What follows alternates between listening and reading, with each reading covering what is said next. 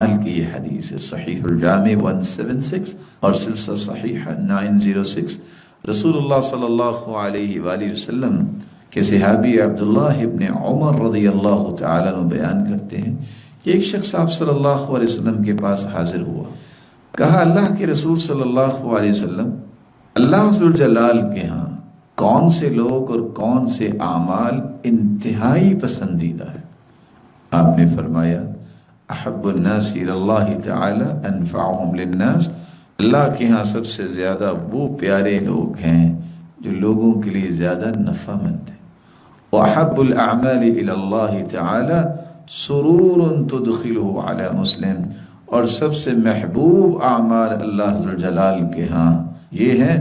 کہ تم کسی مسلمان کے دل میں خوشی اور سرور پیدا کرو، او تکشف عنہ کربہ،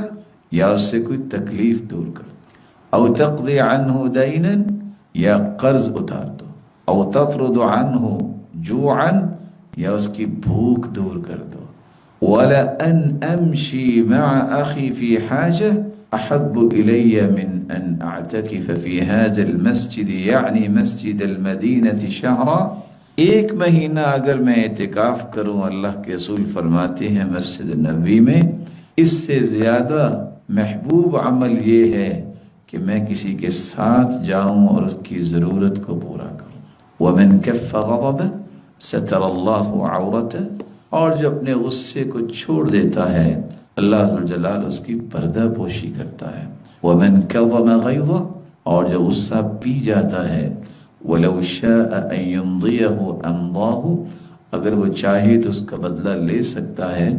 اور اس غصے کو نافذ کر سکتا ہے۔ ملأ اللہ قلبہ رجاء یوم القیامہ،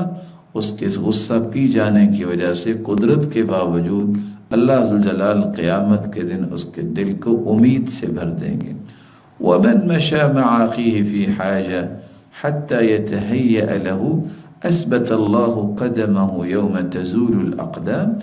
اور جو شخص اپنے بھائی کے ساتھ جاتا ہے کسی ضرورت کے لیے یہاں تک کہ اس کی ضرورت مہیا ہو جاتی ہے،